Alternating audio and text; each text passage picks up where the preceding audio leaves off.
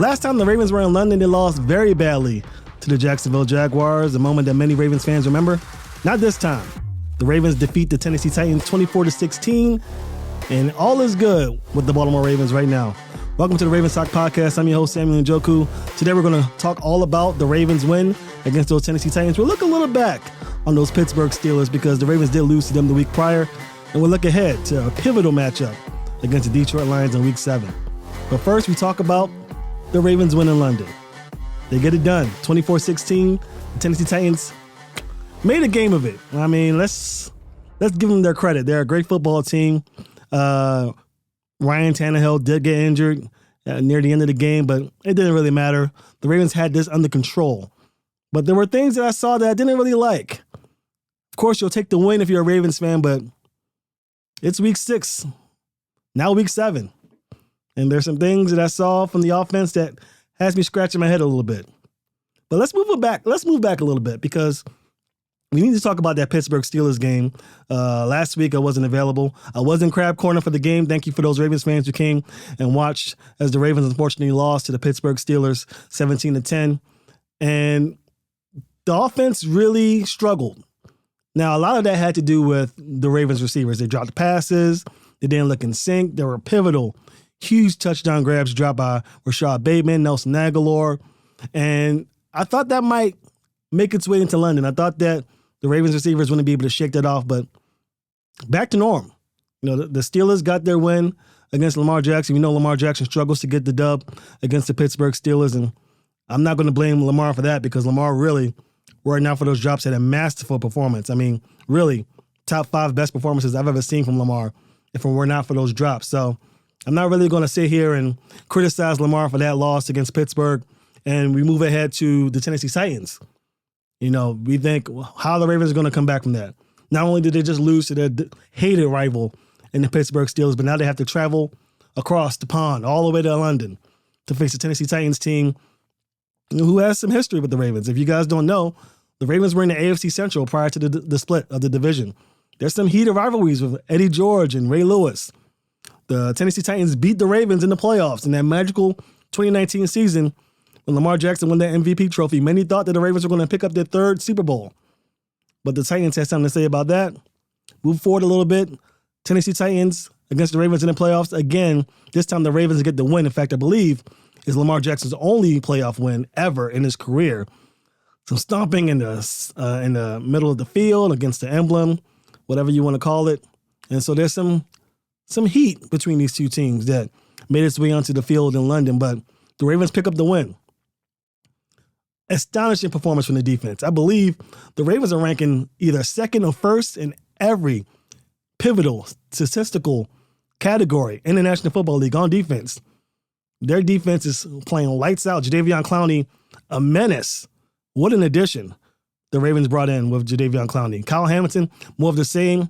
He was ejected, unfortunately, because of a hit to the helmet that I believe should have been flagged for sure. I think even John Harbaugh agrees with that sentiment. But the ejection, not so much.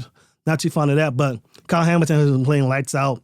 Marlon Humphrey slowly coming back into the fold as far as the Ravens defense is concerned. And there's just playmakers throughout the defense. That's not what we thought. You know, we've been on this show since August.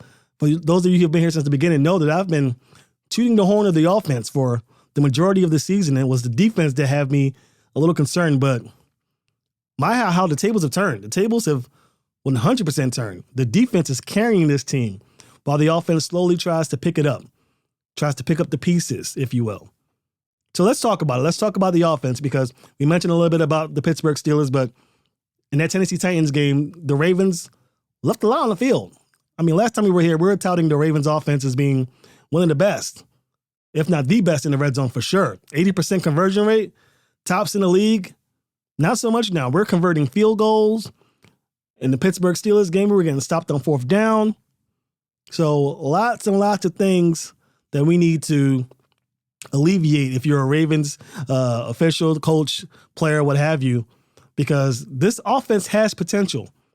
But they're leaving a lot to be desired on the football field for sure. Now, let's give some credence. Let's give some blessings to the offense and let them mold themselves for it, because if you don't know, this is a new offense. Greg Roman's gone, Todd Monken's in, and we have lots of time for this Ravens offense to figure it out. But the Ravens don't have time. This isn't the MLB.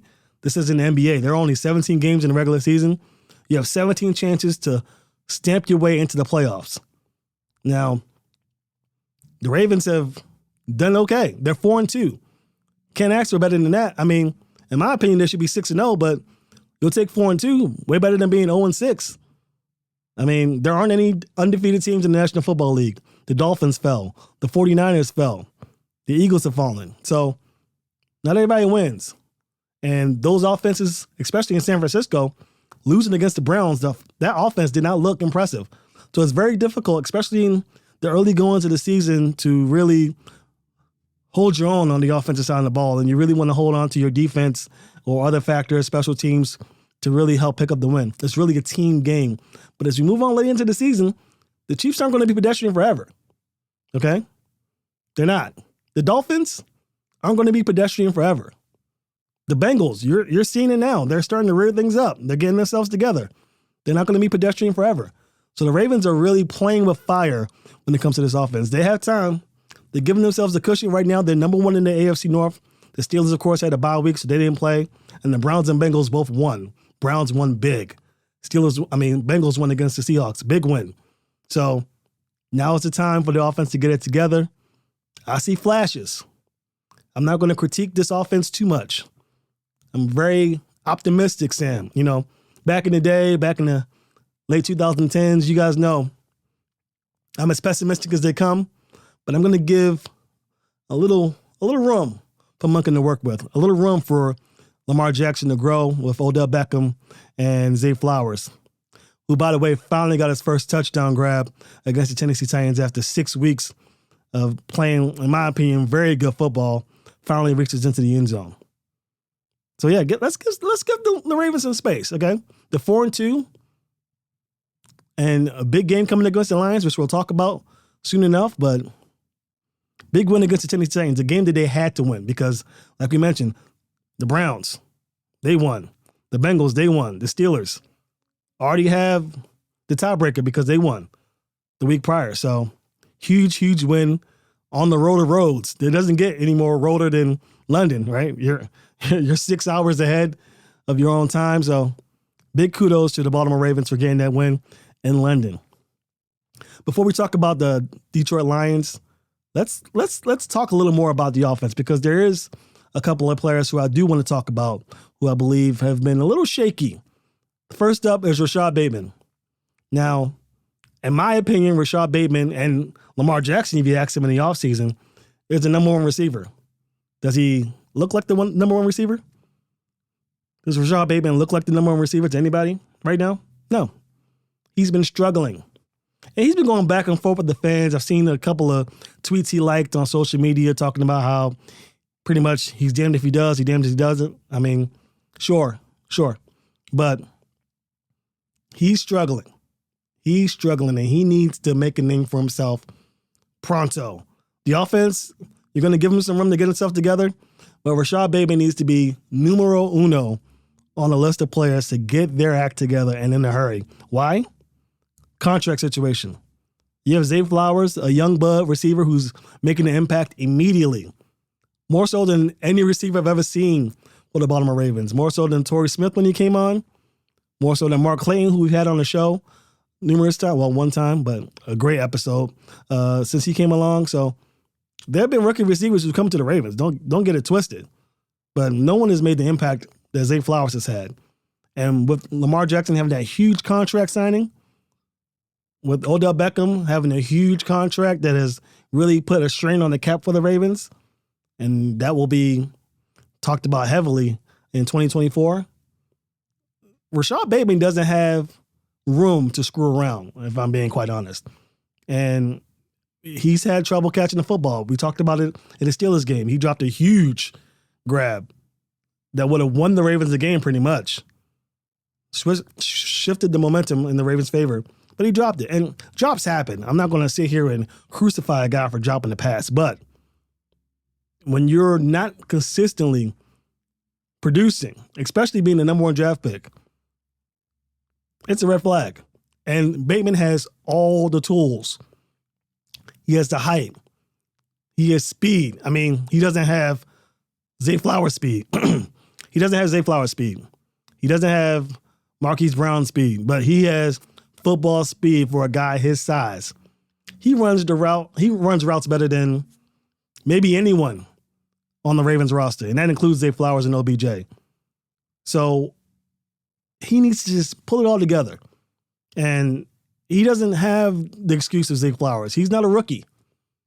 He's a veteran, and he's fighting for a contract. And if he thinks that, okay, well, I'll buy my time here in Baltimore and then I'll move on, sure, but no one's going to pay you if you're not producing. And I know this isn't the offense to really get the numbers you want. I mean, even with the addition of Todd Monken, this is the run first team. Okay, let's just call a spade right now. In week 7, this team is run first. Sorry. So that knocks it down, and that's why Marquise Brown left and went to Arizona, because he wasn't really getting the numbers that he believed he needed in order to get the contract that he wanted. But even in this realm of offense, Bateman has been underwhelming. He hasn't produced. So if you're a Ravens fan and you're watching the game, pay attention to Bateman, because I'm sure it's in the back of his mind that he has to get himself together. And not only just for the contract, but for the sake of the team. I think where Bateman goes, the offense goes. If Lamar can get another target, Mark Andrews, clearly, well, not clearly, because Zay Flowers is looking pretty good, but as of now, I consider him to be the number one target. Then you have Zay Flowers with different gadget plays and just being a menace within the first 10 yards of the field of the line of scrimmage, I should say. If Lamar can get a surefire target on the outside, a la Bateman, to be consistent, this is what's going to take the offense to the next level. So it's imperative, if you're a Ravens fan and if you're rooting for this team to succeed, root for Bateman. There's been some fans who are going back and forth with Bateman, and they don't really care for him as far as being a wide receiver, and that doesn't make a lick of sense to me. If you want the Ravens to succeed, then you definitely want Bateman to succeed. And on the other side, Bateman, if you really think you're going to go against the fans and win, you're not. You're not going to win that battle. So it's best to put your head down, catch touchdown passes, and the fans will follow, I guarantee it.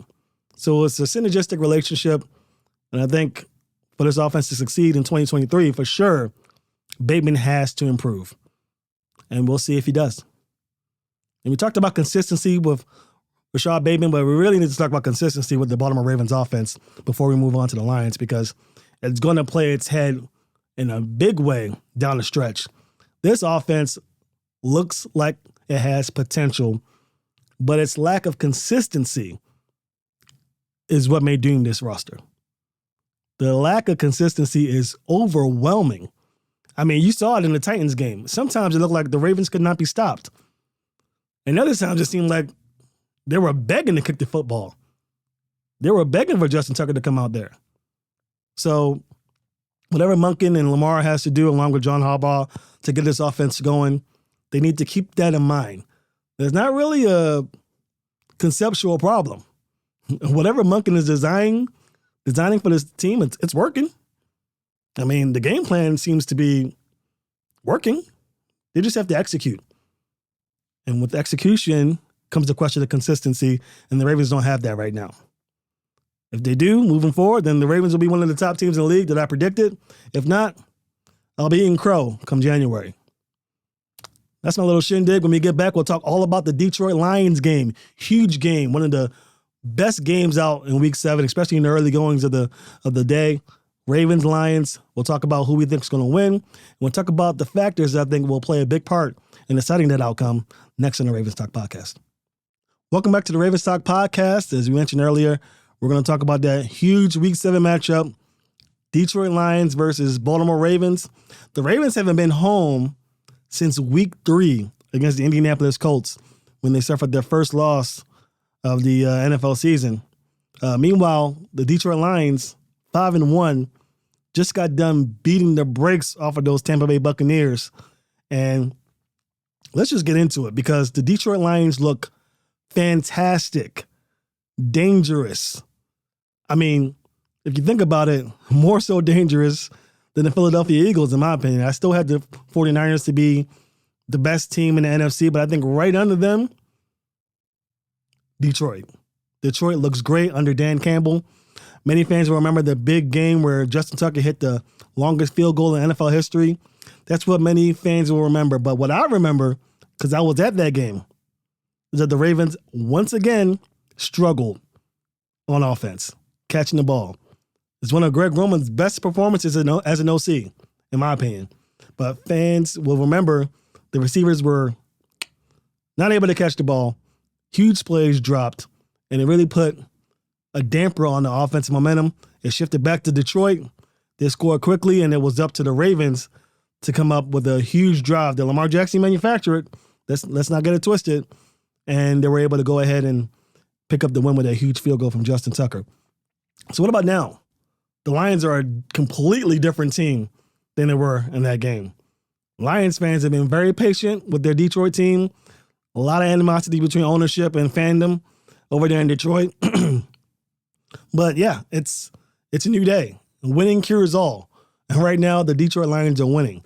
Right now, they're 3-point underdogs against the Ravens, and that's pretty much an even matchup considering that the Ravens are at home in Baltimore for this game. So let's get into it. What matchups do I think that may play a factor? Well, one matchup that's obvious is the Detroit Lions run defense is one of the best in the league.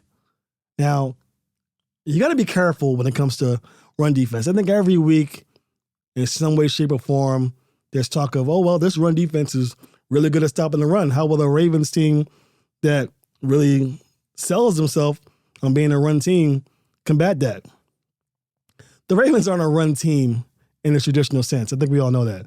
They have Lamar Jackson, who's pretty much an alien, a freak of nature at the quarterback position that just tears everything apart as far as game planning goes.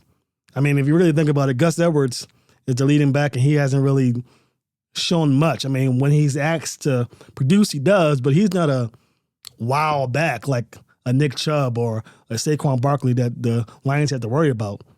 But when Lamar Jackson enters the picture, it's completely different. It's a whole new can of worms to deal with. So what do you think about, what do you look for when you see a matchup like the Lions and their vaunted run defense? I think about stability. I think about execution. I think about playing your assignment, staying in your lane, doing what you're asked of, not doing more, not doing extra, not jumping at the chance of making the big play. Just follow your assignments and play tackle football if you're a defense that's going against this Ravens team. And unfortunately for the Ravens, that's what they have going up against them. Dan Campbell has done a masterful job of getting his run defense where it needs to be. That's why teams like Tampa Bay struggles when they play someone like the Detroit Lions, because this defense is playing great, great football. Now, luckily for the Ravens, they don't have the defense as a Cleveland Browns or a Pittsburgh Steelers, in my opinion, where they have a huge pass rush coming at you, a la the Ravens, which we'll get into. So that plays into the Ravens' hand a little bit. But make no mistake about it, the Lions are fundamentally sound. And if you think you're going to trick them into making something happen, no, sir. No, sir. Not this game. I don't believe so. Could be wrong, but I don't see it. Not at all.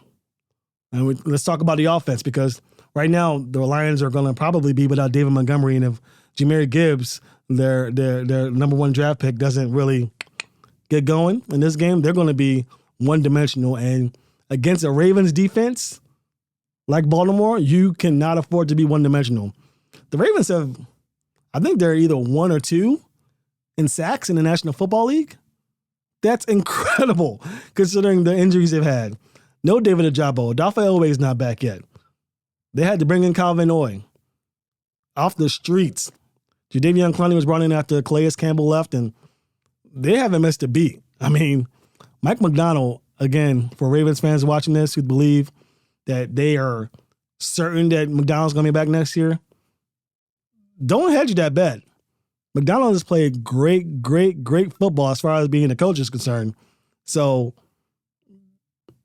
be careful We all know what happens with Ravens defensive coordinators when they get hot.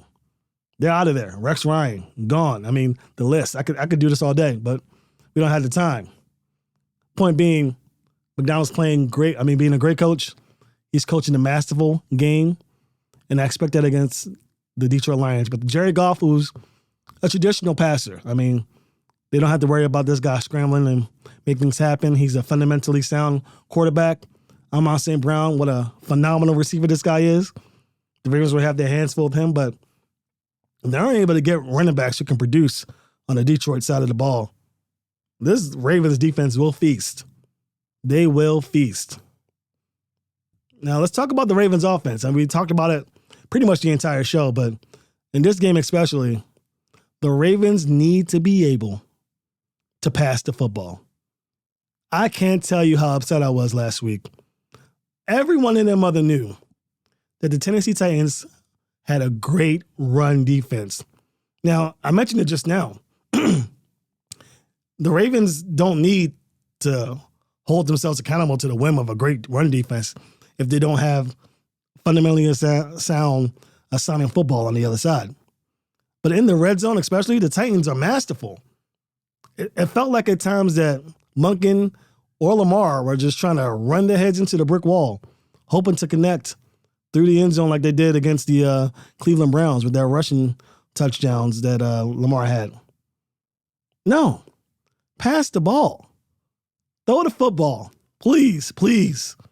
The Ravens have a chance, a big chance, to do some damage against this Lions team. I know this Lions defense is vaunted, but the Ravens are so well equipped to attack this team, especially in the red zone. As long as the receivers catch the ball, I see no reason why the Ravens don't throw the ball on second and third down in the red zone. Enough with the running the ball on third and short. Throw the ball. It's 2023. Please. So hopefully that's the game plan for the Ravens. If not, it's going to be a long day for the Ravens. I'm not going to lie to you. It's going to be a long day. So here's hoping that the Ravens do what they need to do, and the game plan is predicated, especially on how the Titans defense, not the Titans, I'm sorry, the Lions defense plays them on Sunday. So let's get into it. Predictions. What do I think? Do I think the Lions at 5-1 make it 6? Do the Ravens lose their second straight home game? I got to tell you, I like the Ravens in this one. I think that the Ravens match up very well against the Lions, much to the chagrin of Lions fans. This is a huge test for the Lions. The Lions really haven't played up to the competition of the Ravens thus far. That's not to say that the Lions can't do it. If the Ravens team that showed up in Pittsburgh comes back to Baltimore, the Lions will eat them alive. But even if the Ravens play as they did in Tennessee, which isn't great, they still did something that I believe Ravens fans would enjoy, and that's take the points. I don't think the offense is rolling on all cylinders enough where you're allowed to gamble in the red zone, especially against a Detroit Lions team that's looking to make a name for themselves in the National Football League. They're still hungry. Dan Campbell has these guys hungry. So take the points if you can. But I believe the Ravens will get themselves going, maybe not to the level that I believe they can be, but certainly enough to get the job done. The Detroit Lions are a great football team, but I believe the Ravens are starting to understand what type of team they are. Right now, they don't have an identity. I can't tell if they're truly a run team or not. They are a run-first team, but are they a power run team? Are they a passing team with these weapons? Who knows? You guys know where I stand on what I think they should be, but as far as what Harbaugh and the coaching staff and these players have in mind is anyone's guess in Week 7. But what I do know is that the Lions do not match up well against the Ravens. The Ravens should pick up the win. If they don't, it's going to be tough because the Steelers are coming and these other guys in the AFC North are not playing around. I am still shocked that the Browns beat the San Francisco 49ers in Week 6. Huge win for them. Without Deshaun Watson, what is going on in the National Football League? It should lend credence to the fact that the Ravens need to make sure that they are going headfirst into the season, not leaving anything undone, and that the Ravens get the job done on Sunday, which I think they will. When we return, we'll have final thoughts on this pivotal matchup, Week 7 game, and then we'll close things out here on the Ravens Talk Podcast. Welcome back to the Ravens Talk Podcast. As I mentioned earlier, Detroit Lions versus the Baltimore Ravens. I think the Ravens get the job done. But if they're not consistent with the football on offense, it could be a long day. That Ravens defense is mounted and has kept them in a lot of games, but how much longer can their defense stay afloat?